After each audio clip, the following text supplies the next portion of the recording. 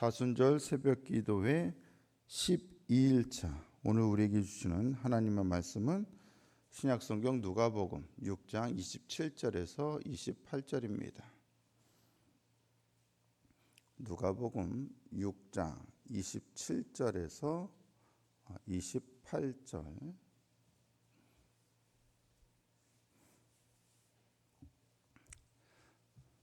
말씀을 다 같이 함께 읽겠습니다.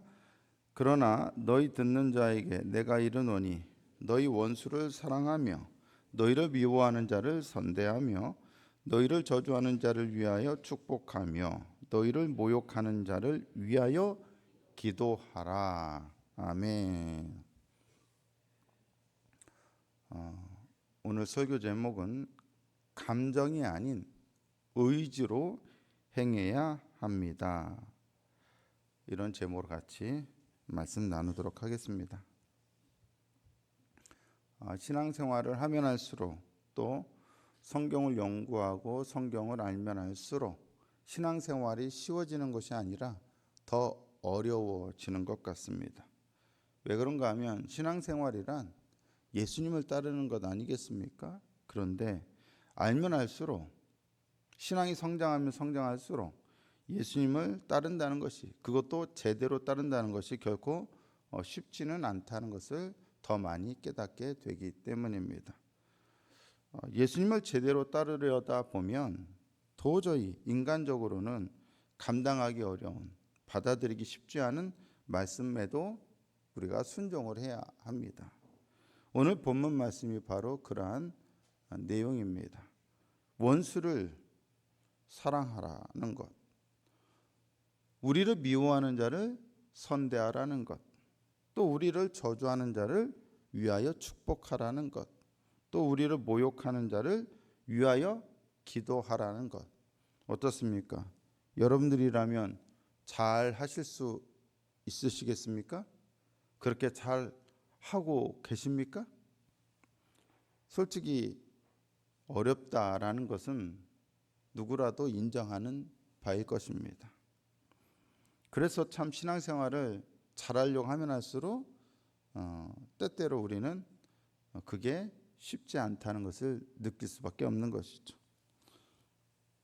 왼수 같은 남편도 사랑하기가 쉽지 않은데 진짜 원수를 사랑하라? 쉽지 않습니다. 어려운 일입니다. 오늘 본문에는 그래도 우리가 좋아하는 단어들이 나옵니다. 사랑, 선대, 축복, 기도. 우리 그리스도인들이 굉장히 선호하는 단어들이죠. 좋아하고 긍정적인 단어들입니다. 그런데 그 좋은 단어들이 향하는 대상은 사실 우리가 좋아하는 대상들이 아니죠. 누구를 향하고 있습니까? 사랑이 내가 좋아하는, 사랑할 만한 사람을 향하는 것이 아니라 원수를 향하고 있습니다. 선대는 누구를 향하고 있습니까? 우리를 미워하는 자를 향하고 있습니다. 축복은 우리를 저주하는 자를 향하고 있습니다. 기도는 우리를 모욕하는 자를 향하고 있습니다.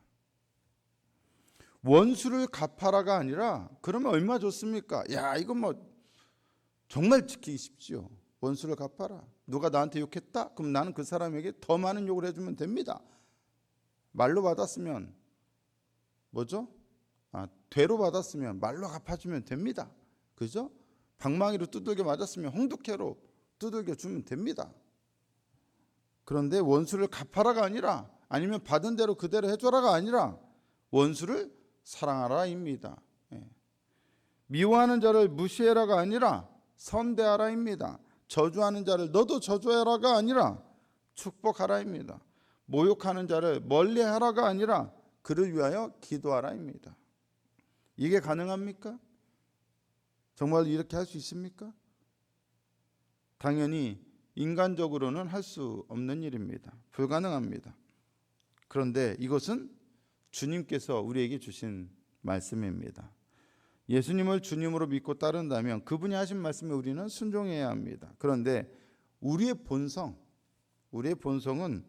당연히 그것을 따르지 못하게 거부합니다. 본성적으로 우리는 그것을 좋아하지 않습니다. 거부합니다. 싫어합니다. 우리는 본성적으로 그것을 받아들이지 못합니다. 못한다고 낮아빠집니다. 어떻게 해야 합니까? 십자가를 위해 가신 예수님의 길은 바로 이러한 삶을 위한 길이었기 때문에 이 사순절 기간 그분이 가신 길을 우리가 그분과 함께 동행하고자 한다면 우리는 예수님께서 말씀하신 이 길도 가야만 합니다. 그런데 솔직히 너무 어렵습니다. 주님의 말씀이고 명령이라면 해야 합니다. 하지만 명령이라고 해서 무조건 할 수 있는 것은 아닙니다.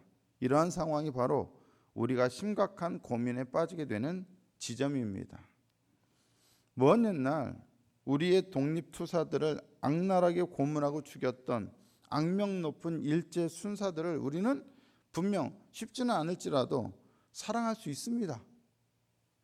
군부 독재 시절 민주 열사들을 온갖 잔인하고 잔혹한 수단으로 고문하고 죽게 만들었던 악질 고문 형사들도 쉽지는 않으나 축복할 수 있습니다.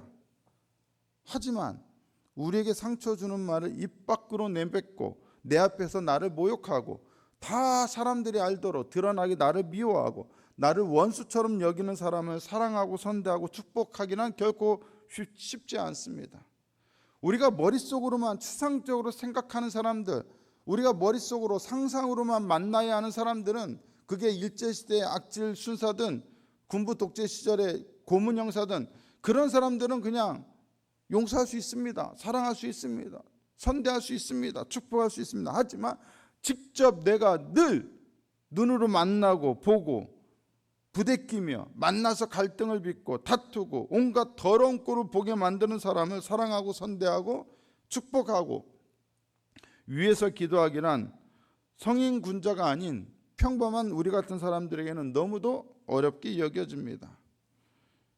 예수님께서 우리에게 말씀하신 대상은 추상적인 어떤 대상이 아니라 바로 우리가 늘 현실의 삶 속에서 함께 비비고 부대끼며 살아가는 그런 사람입니다. 우리의 남편이나 아내가 될 수도 있고 아니면 형제가 될 수도 있고 같은 교회 성도가 될 수도 있고 어떤 원한을 산 원수진 친구 관계일 수도 있습니다. 분명히 누가 되었든 그 대상은 실제로 내가 고통을 겪게 만드는 사람입니다. 갈등을 빚게 만드는 사람입니다. 마음을 상하게 만드는 사람입니다. 이런 사람들을 향하여 사랑하고 선대하고 축복하고 위하여 기도한다는 것이 결코 쉽지 않은 일인 것은 누가 말하지 않아도 자연스럽게 아는 바입니다. 목사라 할지라도 저 자신도 과거 저에게 상처를 준 사람을 용서하기가 쉽겠습니까? 사랑한다는 게 더더욱 쉽겠습니까? 목사라고 뭐 마음이 한없이 바다같이 넓겠습니까? 목사를 향하여 호의적인 사람들을 향하여 그냥 의지를 갖지 않아도 그런 사람들은 그냥 마음이 가고 관심이 가고 똑같이 호의를 대할 수 있습니다. 그런데 왠지 거리를 두고 호의가 아닌 반감을 갖고 있으면 목사라 하더라도 가까이 가기가 어렵습니다. 그게 인지상정입니다. 하지만 여러분 분명히 해두어야 하는 것이 있습니다. 예수님이 말씀하신 사랑, 선대, 축복, 기도는 결코 감정적인 것이 아니라 행위적인 것, 의지적인 것을 의미한다는 것입니다. 원수에게 우리가 사랑의 마음, 따뜻한 감정, 부드러운 느낌을 가져야 한다는 것이 아니라 확고한 의지를 가지고 원수를 향한 적대적인 행위를 그치고 그를 해치려는 행동을 하지 말아야 한다는 것입니다. 감정이 도무지 그를 향해 따뜻하지도 친근하지도 부드럽지도 않다 할지라도 여전히 우리 안에 그를 향한 미워하는 마음, 격정적으로 분노하는 마음, 싫은 마음이 남아 있을지라도 절대로 감정적으로 행하지 말라는 것입니다. 대신에 의지를 가지고 마땅히 나쁜 행동, 적대적인 행동을 그치라는 것입니다. 우리의 감정은 결코 쉽게 사라지지 않습니다. 하지만 우리의 의지로 나쁜 감정들을 억누르고 바른 행동을 하라는 것입니다. 그를 용납하기 어렵다면 적어도 그를 향한 적대적인 행위 정도라도 멈추라는 것입니다. 굶주렸으면 먹을 것을 주고, 다쳤으면 치료해주고, 위기에 처했으면 도와주라는 것입니다. 즉 선대를 베풀라는 것입니다. 어떤 협약인지 정확하게 알 수는 없는데, 제네바 협약인지 뭔지는 정확하게 알지는 못하는데, 그 협약에 의하면 전쟁 중에 잡힌 포로들이라 해도 그들에 대한 기본적인 인권을 마땅히 지키도록 되어 있습니다. 아무리 전쟁 중이라도 포로들을 인권을 해치는 일을 하면 나중에 전쟁이 끝나면 반드시 재판을 받게 되어 있습니다. 아무리 전쟁 중이라 할지라도 적에 대한 최소한의 인간적인 도리, 인권을 지키는 것이 마땅하다는 것이 이 세상에서의 합의입니다. 그렇다면 우리 믿는 사람들은 더더욱 그래야 하지 않겠습니까? 내 원수라고 해서 내가 해치는 것이 아니라 내 원수라도 굶주렸으면 먹이라는 겁니다. 위험을 당하고 있으면 도우라는 겁니다. 분명히 알아야 합니다. 예수님께서 강조하신 사랑, 축복, 선대, 기도는 우리의 불편한 감정을 향한 호소가 아니라 우리의 의지와 행동에 대한 말씀이라는 것입니다. 우리가 부부싸움을 할 수 있습니다. 하지만 부부싸움 때문에 아내가 남편에 대한 감정이 좋지 않더라도 아내는 남편을 위해서 밥을 차려줄 수 있습니다. 마찬가지로 남편이 아내에 대한 감정이 안 좋더라도 아내를 위해서 대신 설거지 할 수 있습니다. 해야 합니다. 아니 애들한테 여러분 마음이 안 좋다고 말 안 듣는다고, 엄마 아빠 말 안 듣는다고 애들한테 용돈을 안 줘가지고 나가서 학교 다니는데 밥 사 먹어야 하는데 애들 굶게 만들 겁니까? 감정이 안 좋아도 용돈은 줘야 할 거 아닙니까? 굶지는 않게 해줘야 할 것 아닙니까? 아무리 감정이 안 좋아도 애들 옷 안 사줄 겁니까? 헐벗게 하고 다닐 겁니까? 있을 수 없는 일입니다. 감정대로 하자면 돈 한 푼도 안 주고 싶고 학교도 안 보내고 싶고 밥도 안 주고 싶겠지요. 하지만 마땅히 그러면 안 되는 겁니다. 바른 행동을 해야 합니다. 의지를 갖고 해야 하는 겁니다. 감정대로 하자면 다 집어치우고 싶고 너희들 마음대로 해 하고 때려치우고 싶겠지만 그래서는 안 되는 게 부모입니다. 부부도 마찬가지입니다. 그래서는 안 되는 겁니다. 아무리 감정이 나빠도 감정대로 하지 말고 바른 이성과 의지에 따라서 감정을 제어하고 바르게 행동하라는 것입니다. 마찬가지로 모욕하는 자를 위해 기도하라고 해서 그 사람에게 마치 나의 사랑하는 연인이나 혹은 가족, 친구에게 갖는 그러한 감정, 따뜻한 감정, 친밀한 감정을 가져야만 한다는 것이 아니라 그를 위하여 기도하라는 것입니다. 그를 나의 악한 감정 안에 두지만 말고 하나님께서 그에게 행하셔야 하시는 뜻과 판단에 맡기라는 것입니다. 그렇게만 한다면 비록 감정은 풀릴지 않을지라도 우리의 악한 감정으로 더 이상의 나쁜 행동은 막을 수 있고 그로 인해 생기는 악의 순환은 끊을 수 있습니다. 그리고 관계 회복을 위한 길이 만들어질 수가 있습니다. 우리의 문제는 대체로 감정에 따라 우리의 감정이 느끼는 대로 행동하려고 한다는 것입니다. 하지만 우리는 감정에 따라 행하는 사람들이 아니라 의지에 따라 행하는 사람들이 되어야 합니다.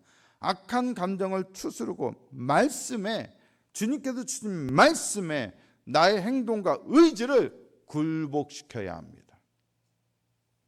그렇게 한다면 우리는 원수를 사랑하는 자로, 미워하는 자를 선대하고 저주하는 자를 축복하고 모욕하는 자를 위하여 기도할 수 있는 사람으로 성장해 갈 수 있을 것입니다. 분명 불가능한 일 같지만 사랑의 원자탄 손양원 목사님은 그 일을 행하셨습니다.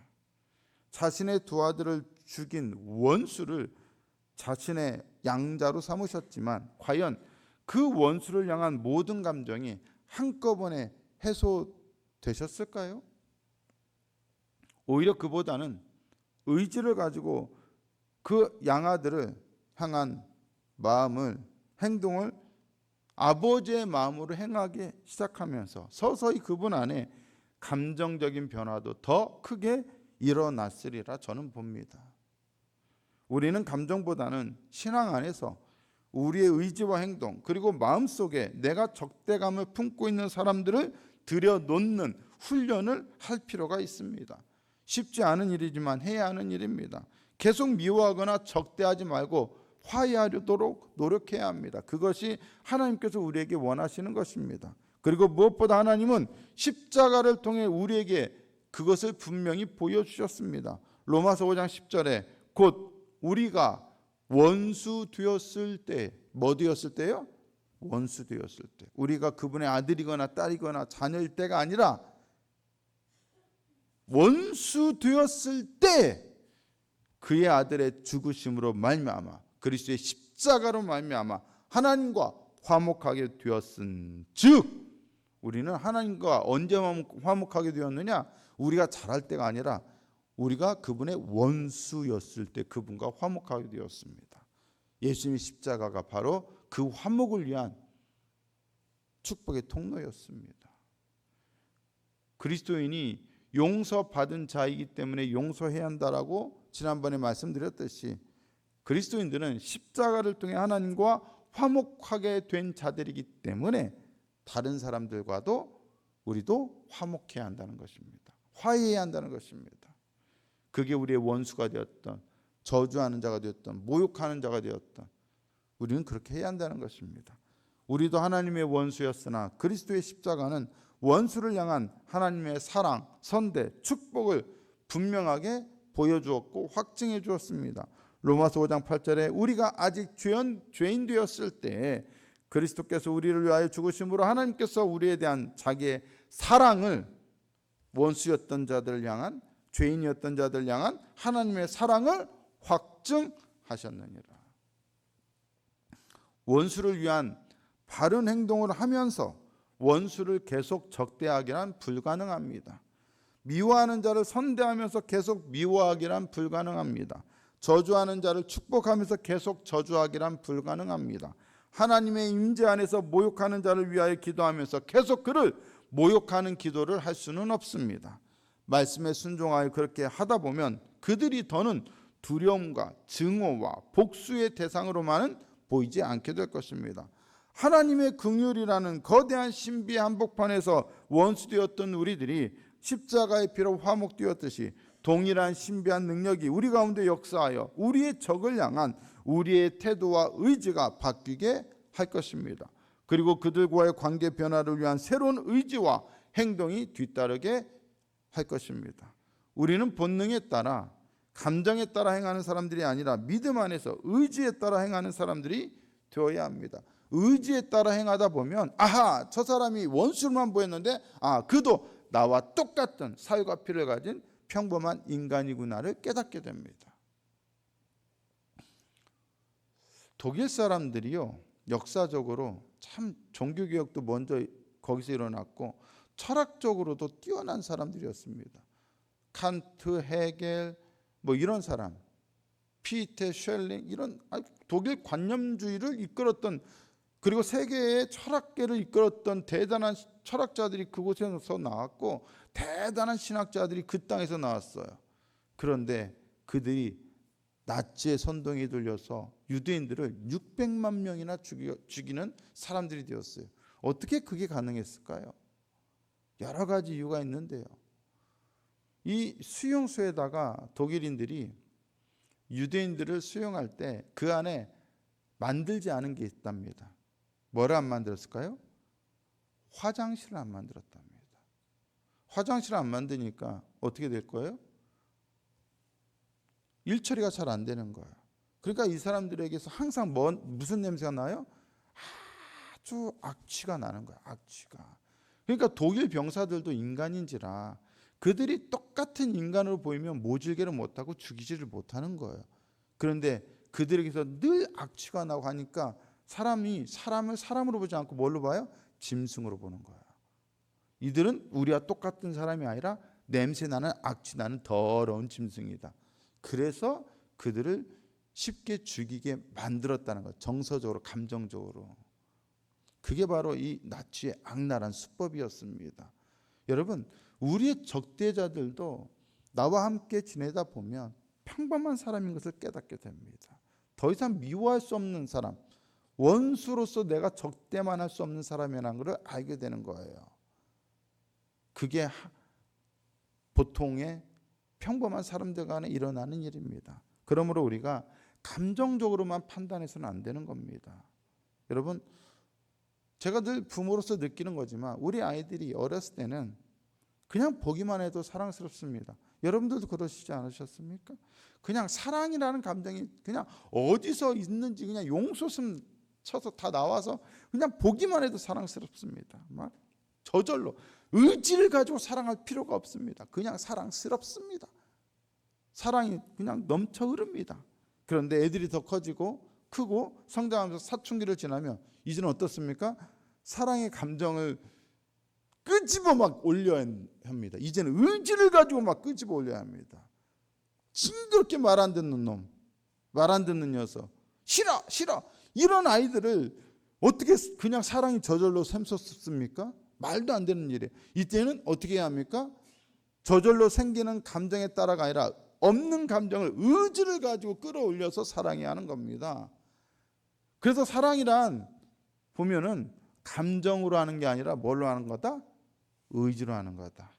아가페는 의지적인 사랑이지 감정적인 사랑이 아닙니다. 에로스적인 사랑과는 다릅니다. 결국 원수를 향한, 미워하는 자를 향한, 저주하는 자를 향한, 모욕하는 자를 향한 우리의 마음도 마찬가지입니다. 감정으로 하는 것이 아니라 말씀에 순종하고자 하는 우리의 의지를 가지고 하는 것입니다. 우리 그리스도인들이 교회 안에서 왜 문제가 생기냐? 자꾸 감정대로만 하려고 하는 거예요. 감정대로 그 사람을 판단하고 감정대로 행동하려고 하니까 문제가 돼요. 가정 안에서도 그렇습니다. 하지만 우리는 말씀을 받은 사람들입니다. 예수님의 말씀을 받은 사람들입니다. 그 말씀에 나의 의지와 행동을 굴복시켜야 합니다. 감정까지 당장은 굴복이 안 됩니다. 그건 내가 어떻게 할 수 없는 겁니다. 하지만 의지와 행동은 바꿀 수 있습니다. 그리고 의지와 행동이 바뀌게 되면 감정은 나중에 차후에 따라오게 됩니다. 나후에 변화되는 겁니다. 그렇게 순서가 가게 해야 합니다. 그러면 원수도 사랑하는 놀라운 일들이 벌어지게 되는 겁니다. 할 수 없는 일이 아니라 하려고 하지 않기 때문에 변화가 안 일어나는 것입니다. 이 사순절날 예수님께서 십자가로 가신 그 길은 원수되었던 우리들을 향한 당신의 사랑을 분명히 보여준, 당신의 의지로 사랑하셨던 그것을 보여준 그 길이었습니다. 그렇다면 우리도 이 사순절날 그렇게 훈련하고 그렇게 변화하고 그렇게 살고자 하는 의지를 가져야 할 것입니다. 그러한 축복된, 그러한 변화의 역사를 경험하는 복된 성도들이 되는 우리 한누리교회 성도들이 되기를 예수님의 이름으로 축복합니다. 좋으신 하나님, 사랑이란 감정이 아니라 의지를 따라 행하는 것이며, 말씀에 대한 순종이란 감정에 따라 행하는 것이 아니라 의지를 따라 순종하는 것임을 알아. 이제는 우리들도 말씀에 대하여 그렇게 순종할 수 있도록 도와주시옵소서. 그래야 더욱더 은혜가 넘치고 사랑이 넘치고 화해와 화목이 가득한 우리의 삶, 가정, 교회가 되도록, 또 모든 인간관계가 되도록 축복하여 주시옵소서. 예수님의 이름으로 기도드리옵나이다. 아멘.